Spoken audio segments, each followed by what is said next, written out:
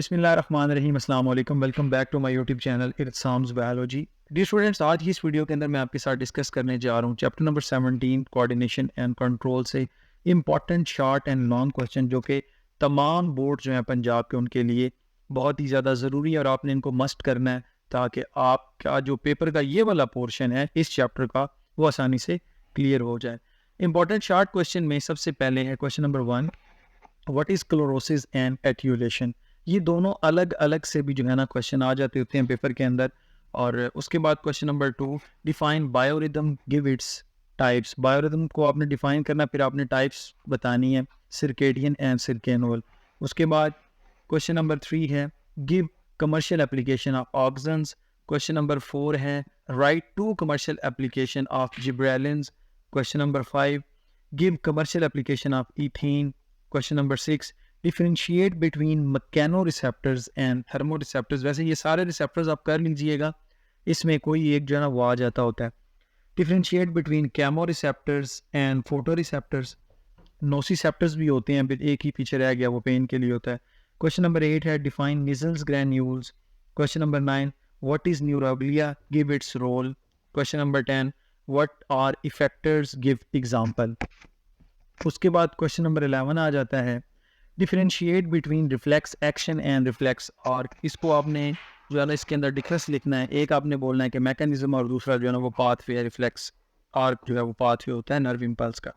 Question number 12, how Meissner's corpuscles be differentiated from the Pacinian corpuscles. P for Pacinian, P for pressure, ये pressure के लिए होती है, और जो मिजनर्स हैं वो किसके लिए होंगे, टच। उसके बाद आपने जो है ना एक डीप होती हैं और एक जो है ना वो नियर होती हैं, लेकिन ये जो रिजेस होते हैं इनके अंदर मौजूद होती हैं वो मिजनर्स होती हैं, जो डीप है वो पेसिनियन है। खैर नेक्स्ट चलते हैं question number 13, differentiate between resting and action membrane potential, RMP versus AMP. ये क्वेश्चन इंपॉर्टेंट है। Question number 14, differentiate between nerve impulse and saltatory nerve impulse. ये बड़ा इंपॉर्टेंट शॉर्ट क्वेश्चन है, इसमें साल्टेटरी अलग से भी आ सकता है। व्हाट इज साइनैप्स, साइनैप्स के बारे में आपने बताना है। साइनैप्स से एक और जुड़ा क्वेश्चन है, what are neurotransmitters, write down the names of any to.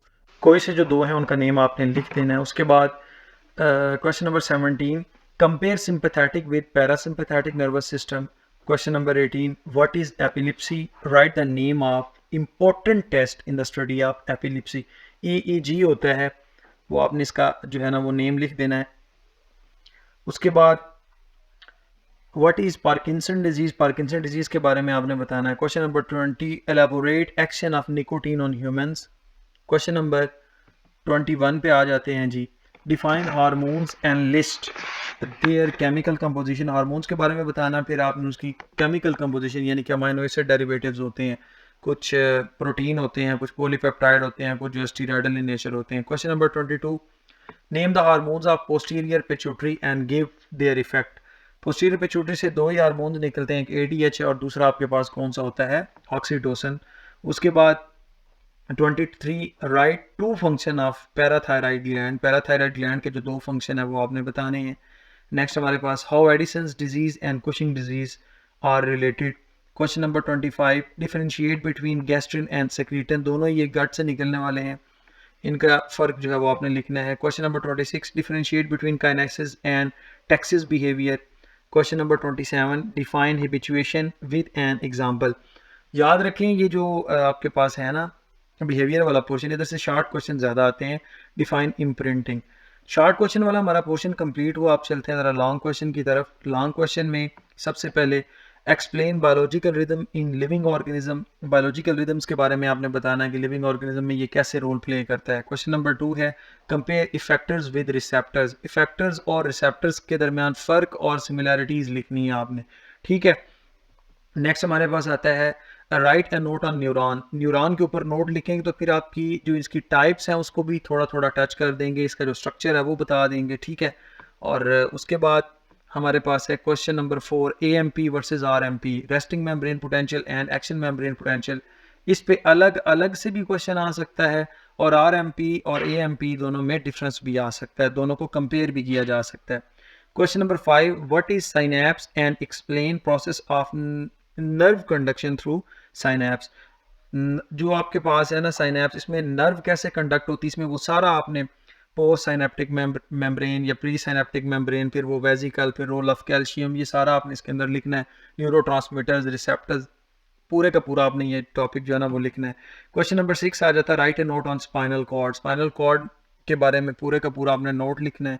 इसमें जो वर्टिब्रीज हैं उसके लिहाज से जो नर्व्स हैं लाइक क्रेनियल नर्व्स और स्पाइनल नर्व्स जो हैं उसमें स्पेशली वेगस नर्व का जो है ना आपने लाजमी जिक्र करना है, ठीक है। उसके बाद हमारे पास आती हैं sympathetic versus parasympathetic nervous system. ये समझ लें कि पेरिफेरल नर्वस सिस्टम का हिस्सा है। इसमें आप पहले पेरिफेरल नर्वस सिस्टम को डिफाइन कर दें तो बेटर रहेगा। क्वेश्चन नंबर 8 हमारे पास आता है explain the function of anterior lobe of pituitary. अब एंटीरियर लोब का जो है पूरे का पूरा फंक्शन आपने लिखना है। बेसिकली हाइपोथैलेमस से क्या आ रही थी, कुछ रिलीजिंग फैक्टर आ रहे थे यहाँ से, फिर वो 4 तरह के हार्मोन, एक एसटीएच सोमेटोट्रोफिन हार्मोन है, एक एसीटीएच होता है, एक टीएसएच होता है और एक क्या है जीएनआरएच यानी कि गुनाडोट्रोपिक हार्मोन। आरएच तो पीछे से आ रहा था रिलीजिंग हार्मोन। क्वेश्चन नंबर 9 आता है write a note on thyroid gland. अब थायराइड ग्लैंड अलग से क्वेश्चन है, पैंक्रियाज अलग से क्वेश्चन और एड्रीनल ग्लैंड अलग से है। यहाँ पर आपने कंफ्यूज नहीं होना, इन तीनों में से किसी एक के ऊपर जो है ना नोट आ सकता है, ठीक है। इसमें मैंने और लिखना था तो कॉमा लगा दिया, सॉरी इसके लिए। उसके बाद ये हमारा जो पोर्शन है यहाँ पर कंप्लीट हो जाता है और ये चैप्टर बड़ा इंपॉर्टेंट है एंट्री टेस्ट के पॉइंट ऑफ व्यू से और एज वेल एज आपके बोर्ड पॉइंट ऑफ व्यू से। इससे तकरीबन 13 नंबर का पेपर जो है ना वो आएगा। सो आई होप कि आपको ये वीडियो अच्छी लगी होगी। Stay connected. Thank you and अल्लाह हाफिज़।